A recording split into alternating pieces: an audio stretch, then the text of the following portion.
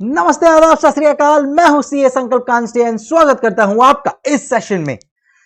आज अपन डिस्कस करने वाले हैं, जैसा कि आप देख सकते हो आपके स्क्रीन पर, SCMP नवंबर 2020 का पेपर। मच अवेटेड था ये कि कैसा पेपर होगा, specially after November 2019, because May 20 का एक अटेम्प्ट स्किप हुआ था एंड फिर तारीख पे तारीख, तारीख पे तारीख एंड तारीख पे तारीख and finally the exams are over and seriously hats off जिसने भी ये एग्जाम दिया है, तय दिल से I will seriously say you have done a great job. I hope now ICAI comes up with the flying colors and आप सब लोग को पास कर दे and ये हिस्टोरिक अटेम्प्ट के लिए हिस्टोरिक रिजल्ट्स भी आ जाए। बिकॉज आपने इतना अच्छा मेहनत किया है, अपने आप को इतना पेशेंटली सस्टेन करके अपने दोनों ग्रुप या एक ग्रुप दिया है, I am sure that the best wishes will be with you. अब फिलहाल तो आप लोग जिसने नवंबर 2020 का एग्जाम दिया है, यू वुड बी रिलैक्सिंग। आप लोग को करना भी चाहिए आराम, जस्ट एक हफ्ते के लिए you can just forget everything because you have given one of the most important exams of your life and in such condition, जो शायद हम में से किसी ने फेस भी नहीं किया है। बहुत बड़ी बात है। मतलब मैं अगर आपको मेरी बात करूं तो देखो, मेरे लिए भी कुछ काम होता है, जैसे रिकॉर्डिंग करना है, बुक पे काम करना है, टेस्ट पे काम करना है। मेरे लिए भी वो करना बहुत मुश्किल हो गया था in these time. So I can imagine to study CA final is a different ball game all together, but you done it and you done it well. अब देखो, अब मजे करो यार, जितना जहां पे घूमना है गोवा जाके आओ यार। मैं CA फाइनल के बाद गोवा गया था एंड गोवा जाना ही चाहिए। मैं तो हर एग्जाम के बाद बोलता हूँ चलते हैं अपन। लास्ट टाइम तो मैं गया भी था, मैंने फोटोज भी डाला था, अगर आप लोग को याद हो तो। ये बार तो चलो अभी कोरोना है तो ज्यादा बोलेंगे नहीं, but other than that you should go, enjoy life. This is the best phase. I think 1.5 months, उसके बाद रिजल्ट आ जाएगा and then again back to the grind. If you clear CA examinations, you become chartered accountant, तो एक नई दुनिया start होगी। If you don't, no problem, 2-3 महीने में I'm sure you will get the tag of chartered accountants. Anyways, बहरहाल, let's come back to what we are here for, and that is discussion or analysis of our CA final costing new syllabus paper analysis. मैं बहुत ज्यादा in-depth analysis नहीं करने वाला हूँ। What I'm going to do is question by question, जो मुझे basically लग रहा है वो मैंने यहाँ पे लिख दिया है and that is what I will be discussing. So ये आप लोग का पेपर था, जिसने भी पेपर दिया है या जिसके भी हाथ में अभी पेपर है, and this basically is my analysis. So we will just go through this quickly without taking much of your time and इसी के थ्रू अपन लोग समझने की कोशिश करते हैं। प्लस ऑप्ट आउट स्टूडेंट जो है, जो Jan 21 में एग्जाम देने वाले हैं या May 21 में एग्जाम देने वाले हैं, उनके लिए क्या स्ट्रैटेजी रहेगी, उसके ऊपर भी मैं अलग से एक वीडियो बनाऊंगा। ठीक है, सो this is for new syllabus. अगर आपने ऑप्ट आउट करके जैन या May में देने वाले हो तो भी आपको ये देखना चाहिए, बिकॉज कुछ चीजें मैं बताऊंगा आपको जहां पे it can be beneficial to you as well. Let's start. So SCMP paper analysis according to me, अगर आप मुझे पूछे तो पेपर कैसा था, प्राइमा फेसी। जब पेपर मेरे हाथ में आया ना, तो मैंने गो थ्रू किया पूरा पेपर एंड मेरा इनिशियल रिएक्शन था, यार पेपर क्या इजी है, बराबर है। बट मैं आपको एक बात बता दूं, जब पेपर आता है ना, I try to give that paper in the 3 hours time. और मैं जब पेपर लिखने के लिए बैठा ना, तो मुझे लगा कि यार पेपर इतना भी इजी नहीं है। पेपर को मैंने फिर इजी से एक कदम ऊपर रख के एवरेज का टैग दिया है। अब बोलेंगे क्यों सर ऐसा, आपने पहले इजी बोला फिर उसको एवरेज का टैग क्यों दिया? I tell you. See, easy इसके लिए बोला मैंने प्राइमा फेसी क्योंकि काफी सारी चीजें इंस्टीट्यूट के मॉड्यूल से, RTP मतलब इंस्टीट्यूट के मटेरियल से थी। सो अगर इंस्टीट्यूट के मटेरियल से ही चीजें अपने पास आ जाए, देन इन दैट केस वाह, लाइफ सेट है। But when you start writing, कुछ क्वेश्चंस थे जो मुझे लगा कि यार एज अ स्टूडेंट थोड़ा कहीं ना कहीं ये मेरे लिए काम ट्रिकी हो सकता है। सो दैट इज वेयर मैंने उसको इजी से एवरेज दिया है। जिसने पेपर लिखा है, बोलते हैं ना, उसी को पता चलता है क्या होता है। कहावत है, जाके पाऊं ना फटी बेवाई, 100 का जाने पीर पराई। इसका मतलब जो जिसके ऊपर बीतती है उसी को पता चलता है। So that's how it works. So I actually started writing the paper and जब मैं पेपर लिखना चालू किया ना, तब मुझे रियलाइज हुआ कि नहीं यार, यहाँ पे मिस्टेक होने का स्कोप है। देयर इज वन प्लेस जहां पे मिस्टेक हो सकता है। कुछ जगहों पर उन्होंने एकदम टिपिकल थियोरेटिकल चीज पूछ ली है, तो यार इसमें अभी 10 मार्क के लिए क्या लिखने का।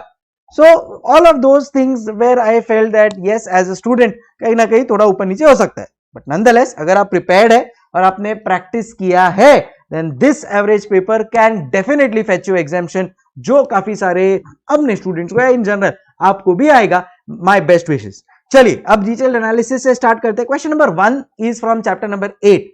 अब अगर आप देखोगे ना, यहाँ पे मैंने एक एनालिसिस किया है जो मैं हर बार करता हूं, आप लोग के साथ भी मैं ये शेयर करूंगा.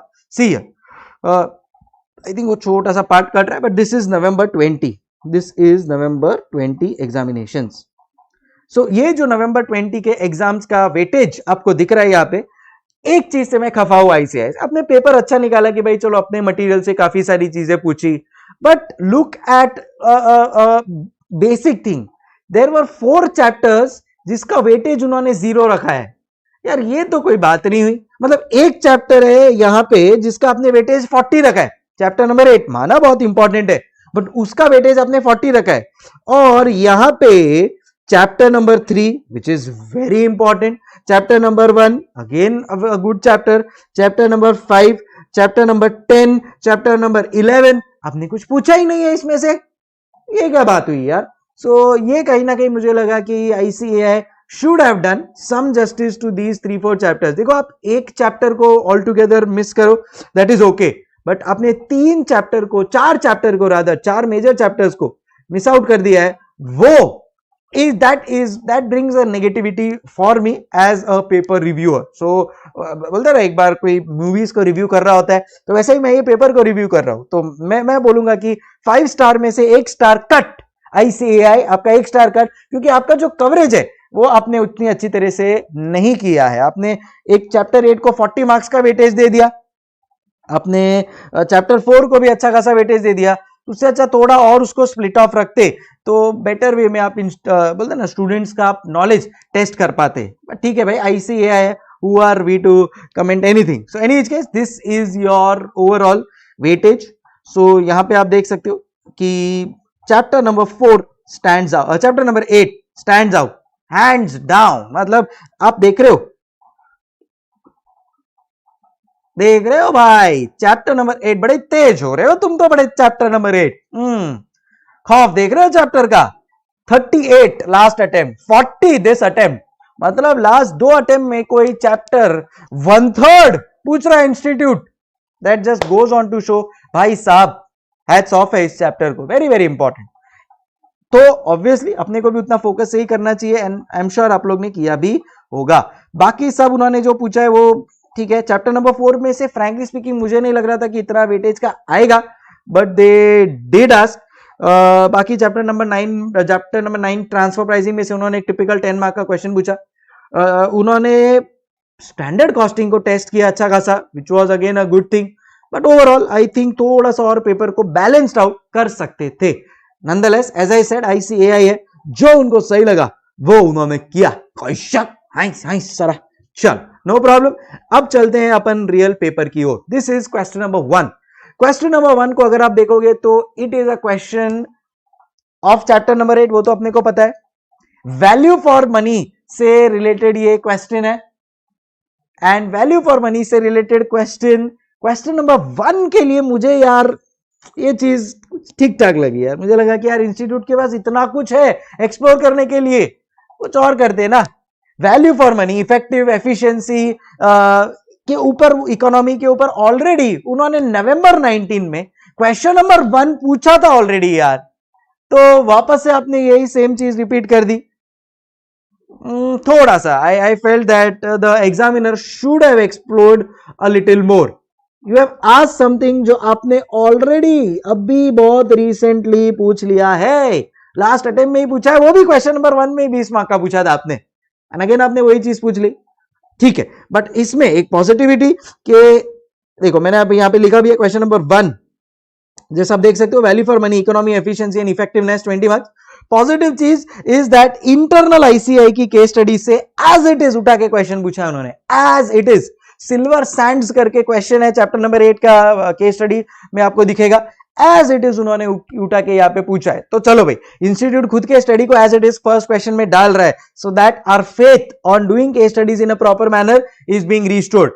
अच्छी बात है. Negative repetition of November 19, not a very convincing question number 1. मतलब क्वेश्चन नंबर 1 में एक लेवल होना चाहिए कि बाहर निकल के स्टूडेंट बात करे कि यार क्वेश्चन नंबर 1 देखा क्या.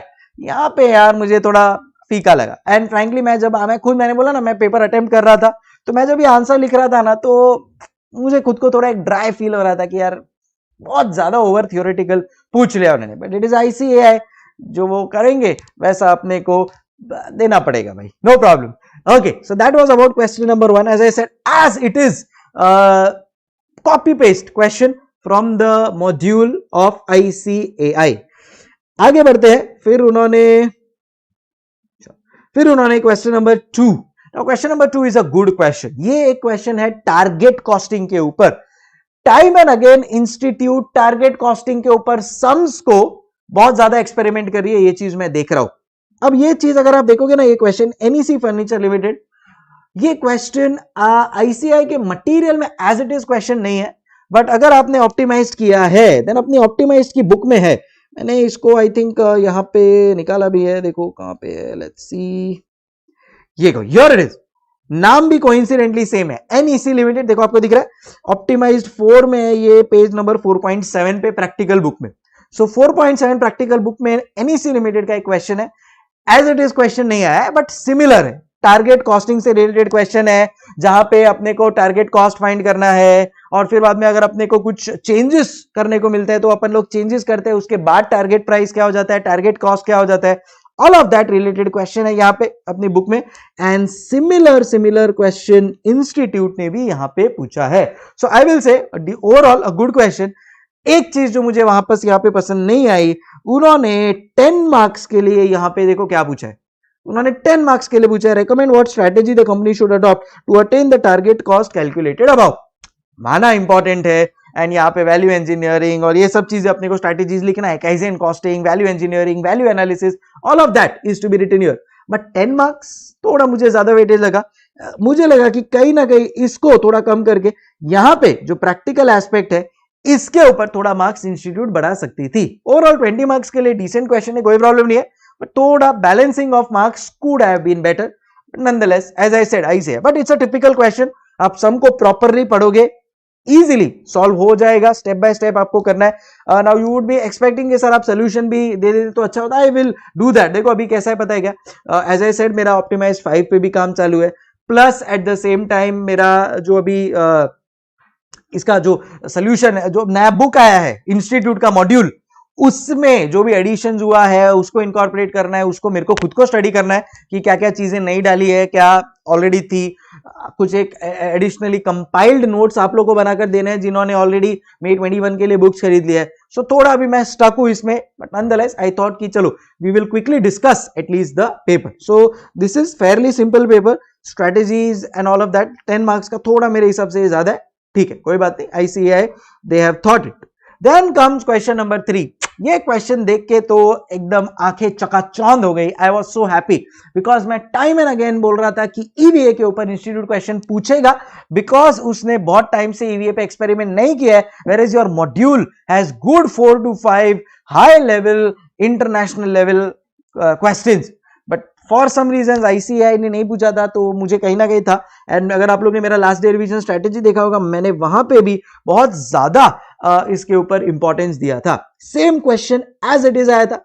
अब देखो, मैं हमेशा बोलता हूं आप लोग को एज स्टूडेंट्स के प्लीज सम को सॉल्व किया करो। मेरे को एग्जाम के बाद काफी सारे स्टूडेंट्स का फोन आया और उन्होंने बोला कि सर हमने ना एग्जाम में ना थोड़ा बहुत सिली मिस्टेक कर दिया। और माय फर्स्ट रिएक्शन वाज क्यों, आपने तो ये सम किया है, ये सम तो मॉड्यूल में है, मतलब आप सबने किया होगा इररिस्पेक्टिव आपने ऑप्टिमाइज किया हो, मेरे से किया हो नहीं किया, आप किया ही होगा ये वाला सम तो ट्राई। हाँ सर देखा था, किया था, बट हम लोग ने ना ऊपर ऊपर से किया था, ऑडिट किया था, बट अभी जब ये एक्चुअल में आया तो सर हम थोड़ा कंफ्यूज हो गए। That is where writing practice becomes so very important. इसके लिए हमेशा कहते हैं कि ऑडिट मत करो, राइटिंग प्रैक्टिस रखो। जितना राइटिंग प्रैक्टिस रखोगे उतना ये सब चीजों में जो मार्क्स अपने सिली मिस्टेक्स की वजह से कट होते हैं ना, that will never happen. Because अभी अचानक से आप ये सम सॉल्व करने जाओगे ना, conceptually you will B clear, but still you know writing is different. कोई भी एक दो सिली मिस्टेक हो गई, एक भी सिली मिस्टेक हुई तो आपका तो EVA रॉन्ग हो जाएगा। EVA रॉन्ग है तो उससे नीचे सो कनेक्टेड एनालिसिस है, that will also take a back seat. इसके लिए मैंने बोला कि ये पेपर एवरेज है। मैंने इसको पहले इजी में रखा था, बट इसको मैंने ऊपर अब एवरेज लेवल पे लेके गया हूं फॉर दिस रीजन इटसेल्फ क्योंकि क्वेश्चन नंबर 1 जब आप लिखना स्टार्ट करते हो ना, it's not that easy to answer, क्योंकि 20 मार्क का क्वेश्चन है तो आपसे एक्सपेक्टेशन होगा कि आप काफी सारा नॉलेज उसमें प्रेजेंट करो। इतना बड़ा वो उसका लेवल नहीं है वो क्वेश्चन 1 का। सेम वे क्वेश्चन नंबर 3 है तो इजी और एडॉप्टेड है पूरा का पूरा मॉड्यूल से, but still when you are solving it, even if one mistake is done, all your analysis will go for a toss, and वहां पे यू नो थिंग्स मेरे हिसाब से थोड़ा सा becomes फाइटेबल, वैसा है। सो दैट्स वेयर मैंने यहाँ पे क्वेश्चन नंबर 2 के लिए मैंने आप लोगों को बता दिया चैप्टर 4 और चैप्टर 7 का कॉम्बिनेशन था। Chapter 3 module EVA as it is some 20 marks, but as I said it's not that easy. ये वाला जो सम था उसका लेवल बहुत अच्छा था। क्वेश्चन नंबर 2 में आई थिंक ये चीज मैं शायद बात किया नहीं कि आई डोंट नो, चैप्टर 4 और चैप्टर 7 का कॉम्बिनेशन था। So pricing policy plus target costing को बहुत अच्छा कंबाइन करके they had made this some.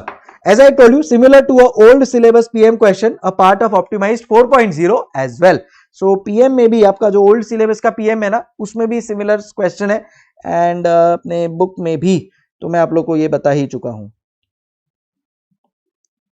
NEC Limited, right? चलो कहानी को आगे बढ़ाते हैं। Then question number 3 के बाद I think we have question number 4.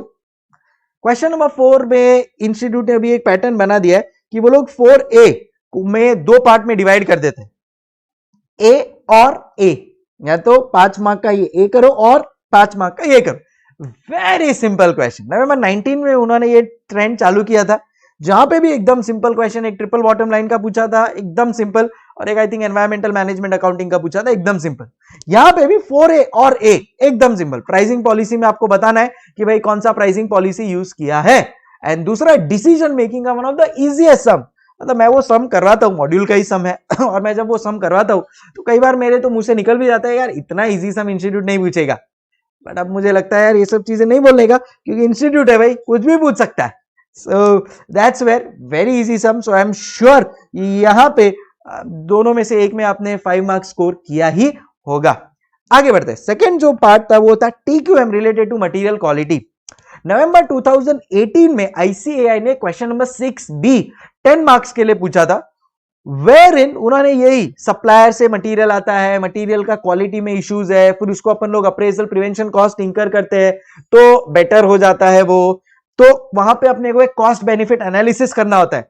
Similar lines पे TQM का ये क्वेश्चन था, and 4C was as it is module question of transfer pricing with one change.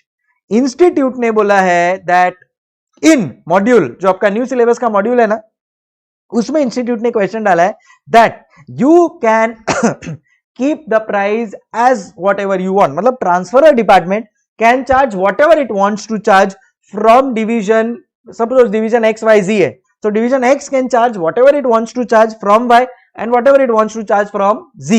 So X के पास डिस्क्रिशन है उसको Y से Z से कितना लेना है, बट यहां पे उन्होंने क्वेश्चन में क्या डाला है that the transfer price will be standardise, same transfer price आपको लेना है। Let's see if we can have a look at that question. एक सेकंड ना, ये रहा। So question 4B 4C, yes सी 4B जैसा मैंने आप लोगों को बोला था कि इंस्पेक्शन से रिलेटेड है। Suggest if it would be beneficial for the company, कि भाई प्रपोज्ड कुछ आया है अपने पास प्रपोजल, तो प्रपोजल को एक्सेप्ट करना है कि नहीं, उसके लिए क्या करेंगे कॉस्ट बेनिफिट एनालिसिस, कि भाई कॉस्ट क्या हो रहा है बट इससे कॉस्ट कुछ सेविंग होगा तो बेनिफिट क्या हो रहा है, कंबाइन करके you will get your solution.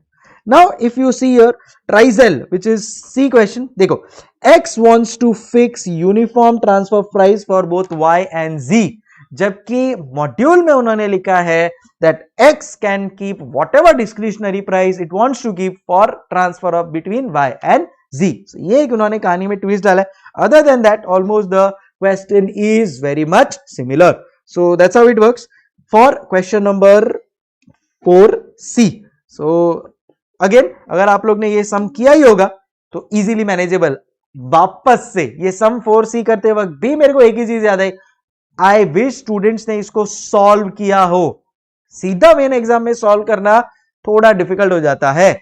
मैं अगेन बोल रहा हूं आपके कॉन्सेप्ट्स क्लियर होंगे, कोई डाउट नहीं है, but solving is a different ball game all together. So I hope आप लोग ने उसको सॉल्व प्रैक्टिकली किया होगा। Next, question number 5A.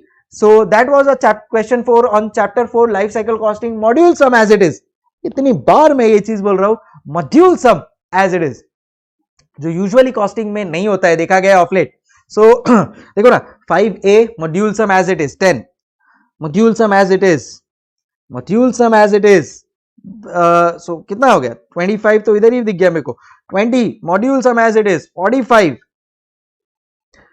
module sum as it is 65 marks from the module as it is a huge chunk, because इतना institute same to same नहीं पूछता है. प्लस ये वाला भी module sum as it is, so 75 marks as it is institute ने module का उठा के पूछा है आपको, which is a good thing, making the paper easy, because इतना एक्सपेक्टेशन नहीं होता है.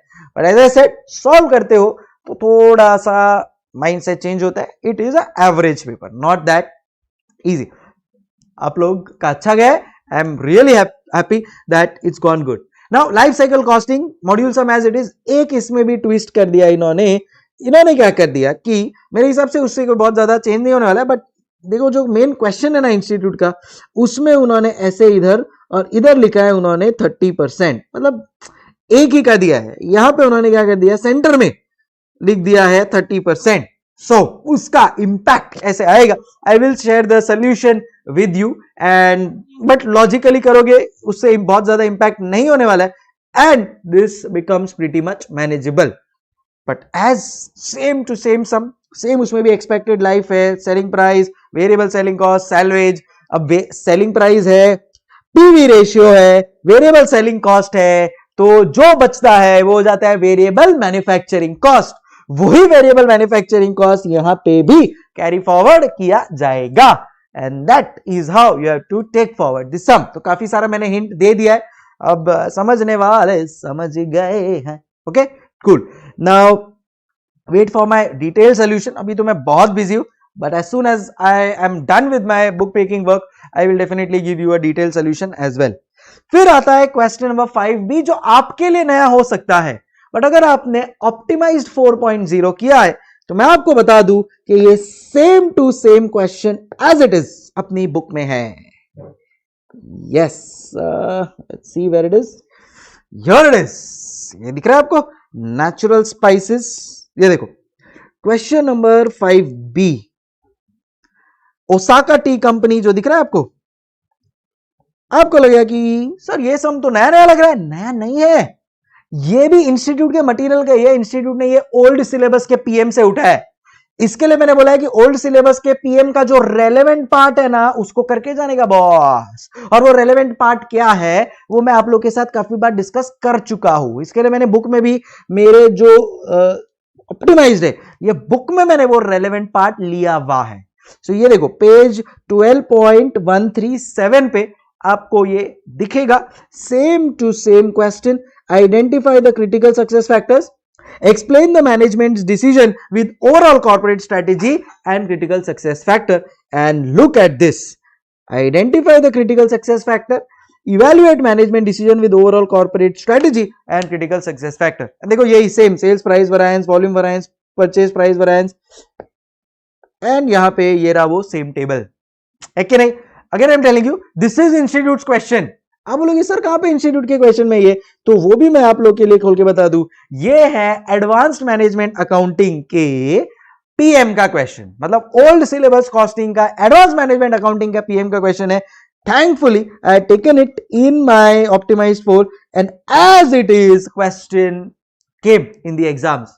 You understand the relevance of old syllabus है, बट बोलते ना, दिमाग आप में होना चाहिए कि कौन सी चीज को करना है, कौन सा नहीं.